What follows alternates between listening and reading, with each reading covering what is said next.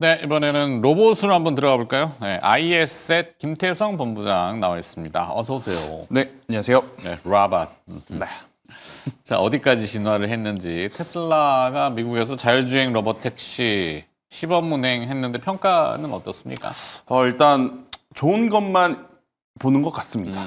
안 좋은 것부터 먼저 말씀을 드릴게요. 네. 우선 아무래도 이제 시범 운행이다 보니까 웨이모 같은 경우에는 현재 1,500대가 굴러다니고 있어요. 근데 이제 테슬라 같은 경우에는 특정 일부 소수의 인원만 모셔서 약 10대 정도를 지금 시범 운행을 하고 그에 따른 이제 평가들이 이제 속속들이 나오고 있는데 사실 이제 초청받아서 타신 분들이 냉정하게 좀 평가를 하기에는 다소 저는 부담이 있다는 생각이 들어요. 그래서 너무 좋은 쪽으로만 보는 것도 표본이 너무 약하네요. 그렇죠. 아직은 이르지 않겠는가라는 생각이 듭니다.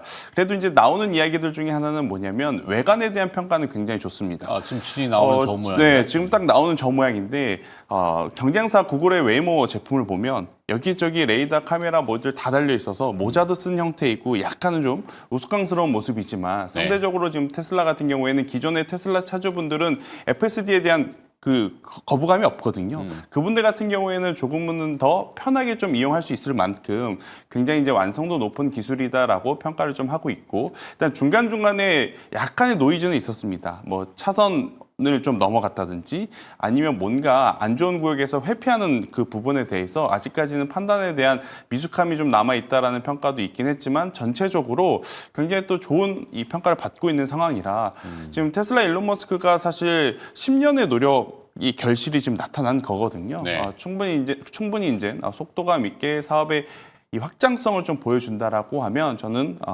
구글의 웨이모만큼 빠르게 이제 테슬라의 로봇 택시도 올라올 가능성이 높다는 생각이 들고 있고 또 이제 소비자 입장에서 가장 중요한 건 뭐냐면 자율주행이니만큼 1번도 2번도 3번도 품질일 수밖에 없습니다. 하지만 여기에 또 소비자 입장에서는 간과할 수 없는 게 바로 가격이거든요. 네. 지금 구글의 웨이모와 테슬라의 로보택시의 큰 차이점은 뭐냐면 테슬라는 카메라 모듈로만 이루어진 자율주행이라고 보시면 되고 지금 구글의 웨이모는 카메라 모듈 플러스 레이더와 라이다 센서가 지금 다 결합되어 있는 자동차라고 보시면 됩니다.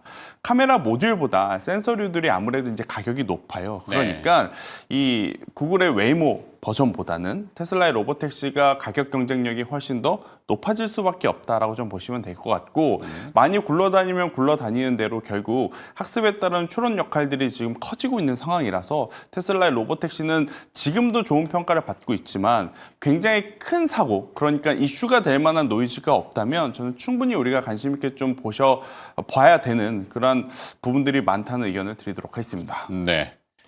일단은 평가를 내리기에는 표본이 좀 작아서 적죠. 네.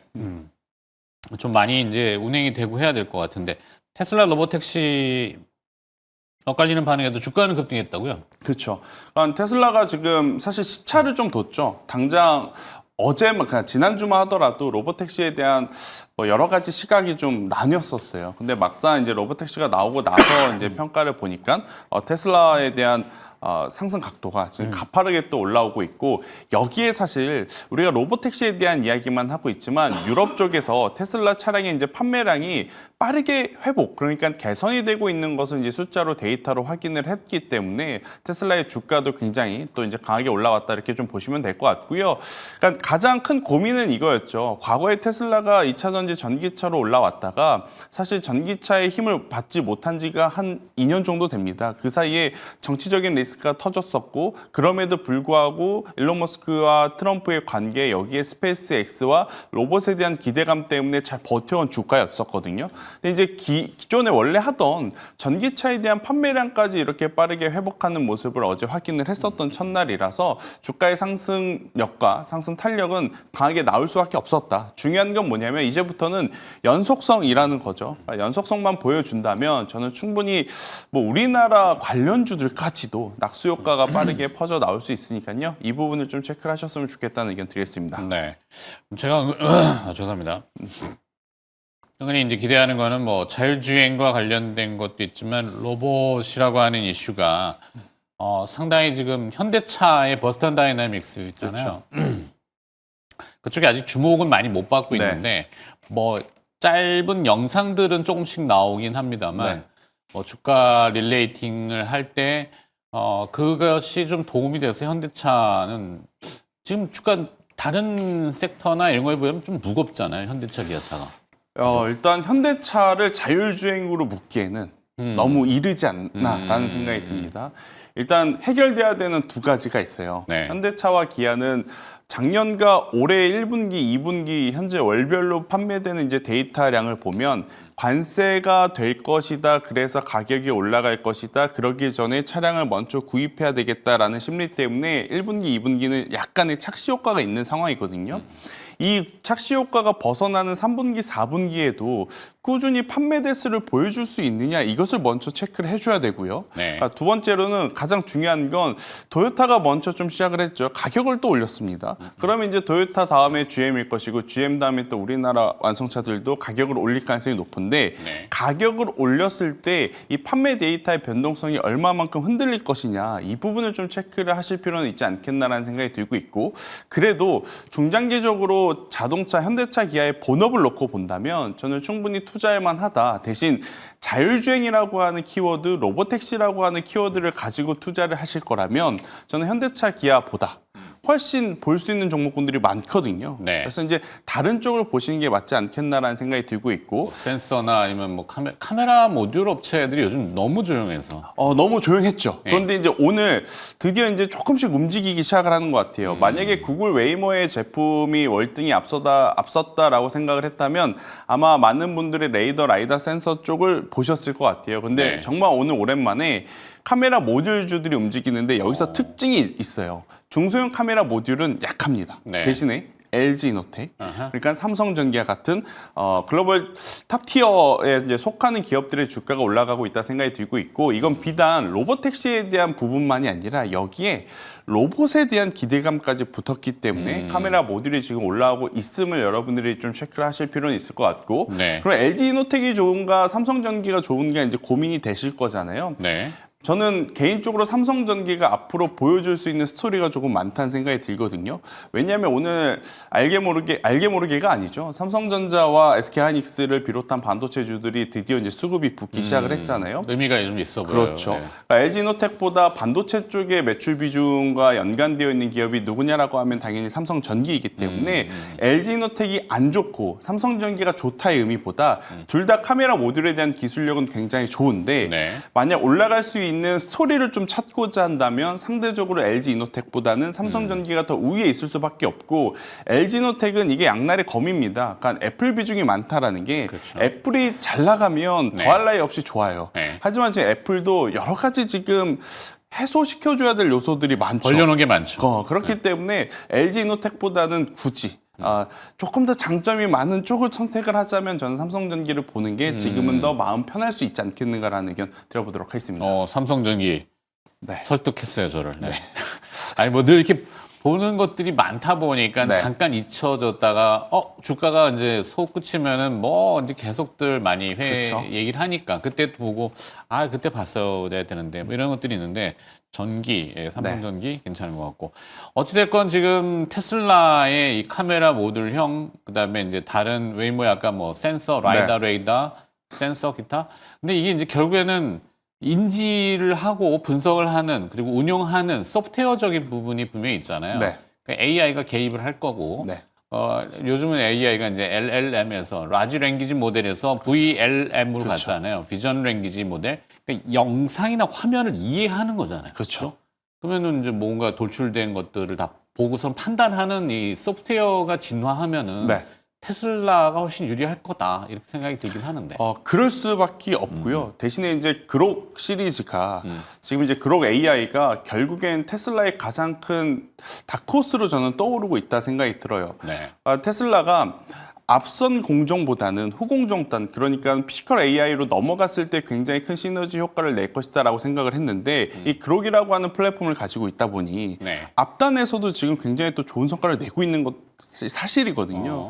근데 이제 여기서 이제 우리가 체크를 해야 될 부분은 지금 소버린 AI라고 하는 단어가 지난주와 그렇죠. 지지난주 이제 가장 큰 화두였지 않습니까? 네. 그러면 우리나라의 GPT를 만들어낼 수 있는 플랫폼이 어디냐? 그래서 네이버의 하이퍼클로버 X가 이제 부각을 받고 있는 상황이라 소프트웨어 쪽을 보신다면 저는 네이버를 보시는 게 지금은 가장 좋은 선택이라고 좀 보여지고요. 네. 대신에 상승에 대한 어떤 상승 각도가 너무 가파르잖아요. 여기서 잠시 쉬어가니까 아무래도 이 흐름이 소프트웨어 쪽에 이제 머물렀다가, 그러니까 하드웨어에서 소프트웨어로 갔다가 소프트웨어에서 특정 기업 일부로 막 퍼져 나가고 있는 것 같아요. 네. 여기서 이제 우리가 주목해봐야 될 부분은 저는 로봇.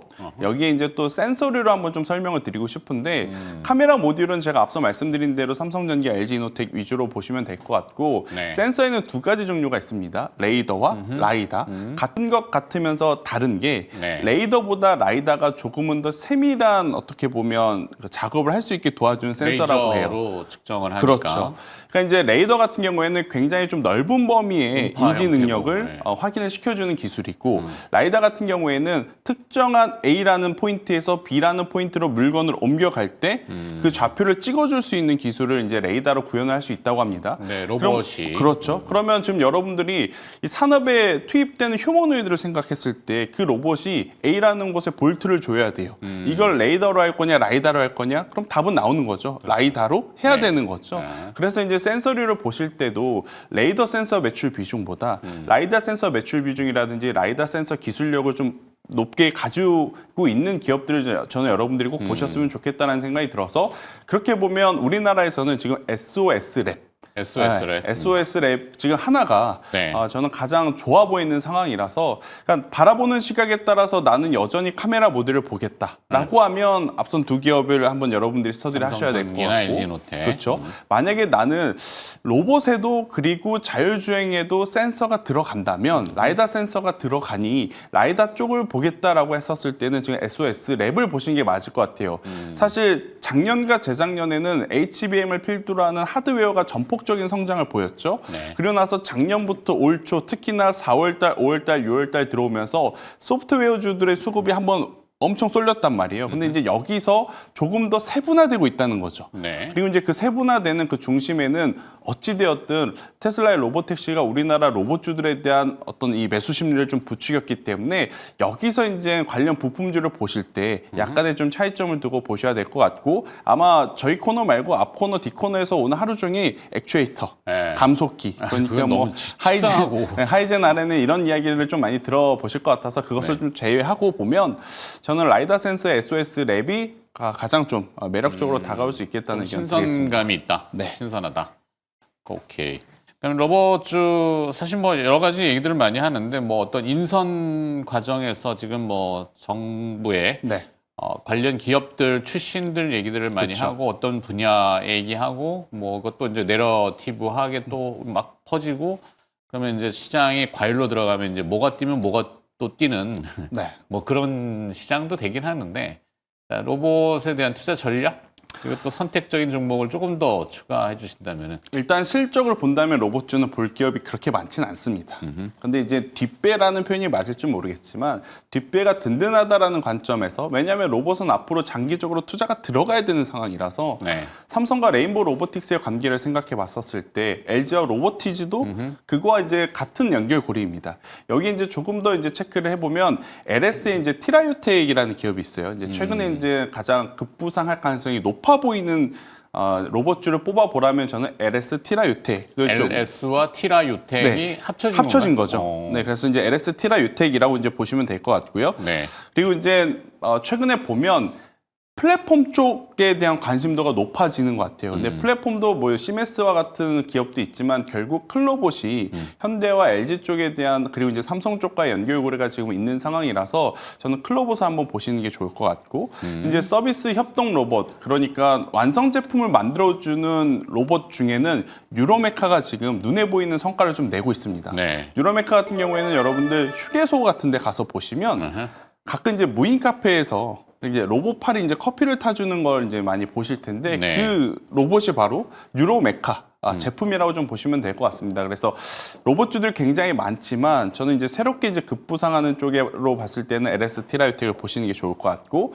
플랫폼 쪽으로 보신다면 클로봇이 가장 지금은 유리해 보이고 그리고 이제 뭔가 눈에 보이는 성과라든지 확장성적인 측면에서는 저는 유로메카가 좀 좋아 보여요.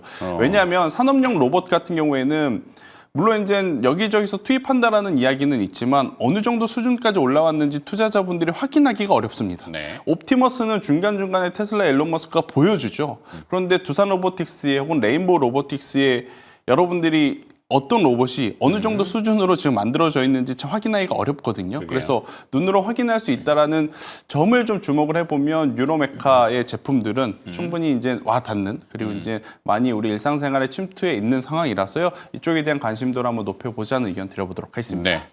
자, 오늘 그래서 기업은 정리하자면은 삼성전기, LG이노텍, SOS랩, 네. 뉴로메카. 네. 네, 요것만 사실 그렇죠. 필요하거든요. 네.